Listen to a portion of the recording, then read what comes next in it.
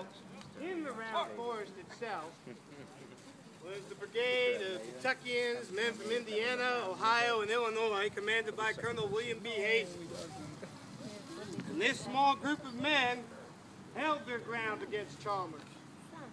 Finally ended up turning back the tide of Donaldson's brigade.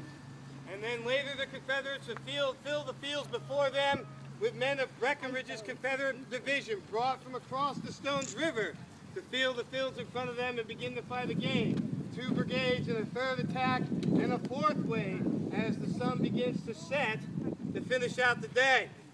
In fact, Hazen's men would be the only Union troops that would not take a step backwards on December 31st, 1862.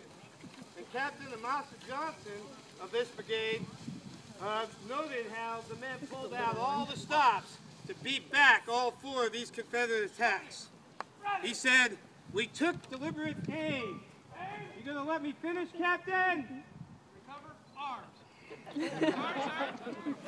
We took deliberate aim and poured a galling fire into their ranks, shooting them down in large numbers. Still on they came to within 50 yards of our line when we received the command from Colonel Blake to fix bayonets. We jumped up and our bayonets went on with a crash. The rebels, seeing our cold steel, laid down and opened fire upon us, from which we suffered severely. But our fire soon compelled the enemy to beat a hasty retreat. So now, turn your attention to the Union infantry that is really digging in to stop those Rebs, and watch as they show some of the tactics described here.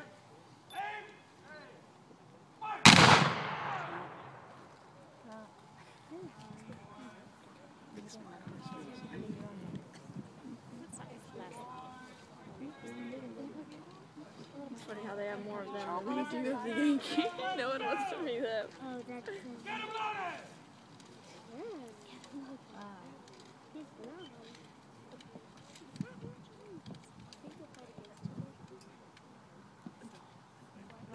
That's what they're doing now. We're just showing different sides. Coming in! I mean, Fire I don't think there's a from the right! 2 rounds, ready! Come in! Fire!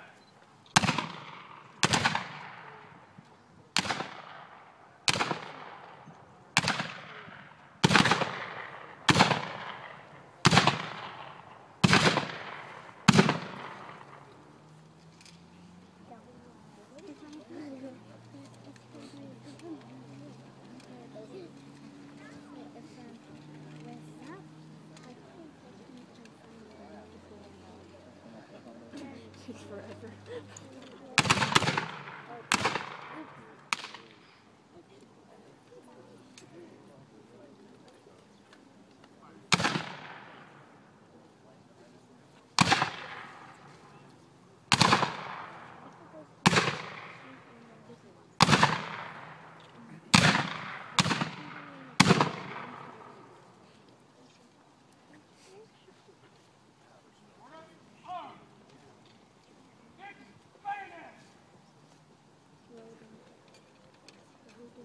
Just like Captain Blake said.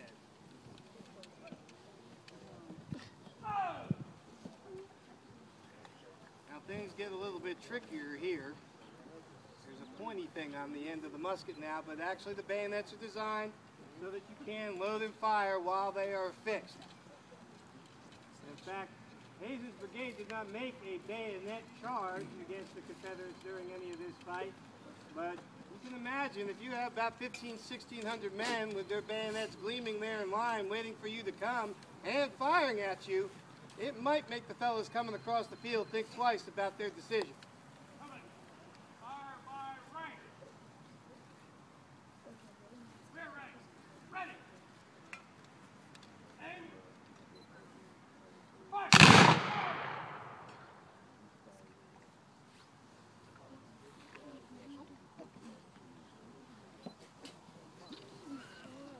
Front rank, ready!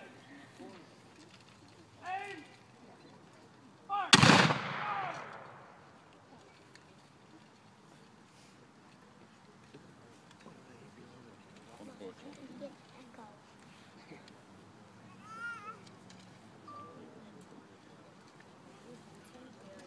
You imagine driving and you're turning so you drive down there.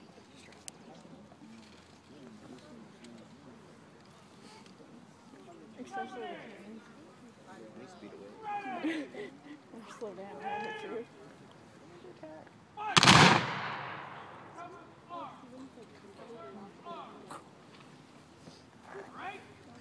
Now, it was not just Hazen's men who held that ground.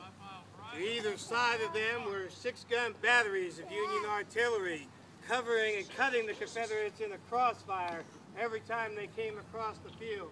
And as the afternoon wore on, reserves from the Union Army would come to back up the men of Hazen's brigade and help them hold that critical piece of real estate, which would provide the anchor point for the Union line that would stretch across this Nashville pike and keep the Confederates from doing what they meant to do when this battle started, which is cut that road and cut the Union Army off from Nashville, which would pin them up against the swollen Stones River.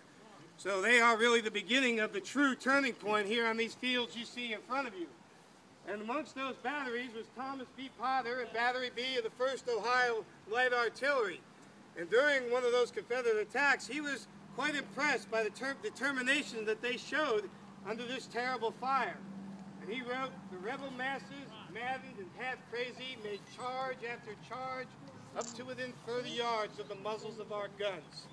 In solid columns, despite shot, shell, and canister that tore great gaps in their lines.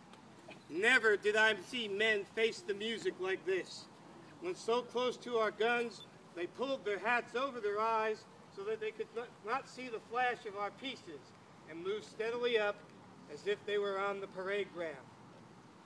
So turn your attention again to the men of the now Union Artillery, and they will show you and let you hear and feel what Thomas Potter saw out there. Cover my ears.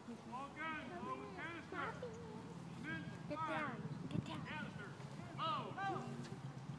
The section chief has told them to load with canister, and he's turned it over now to each gunner, so as you're taking pictures, you're just going to have to figure out who gets ready first.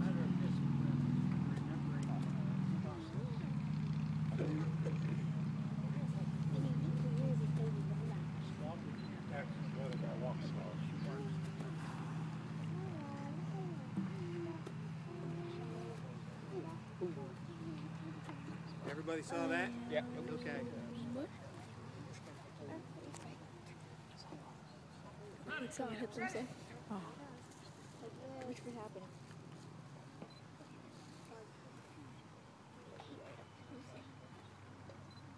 Go. Yeah, I know. You never touch it. I wasn't expecting that. I know. I was thinking he's going to do the other side. You go first. Me too.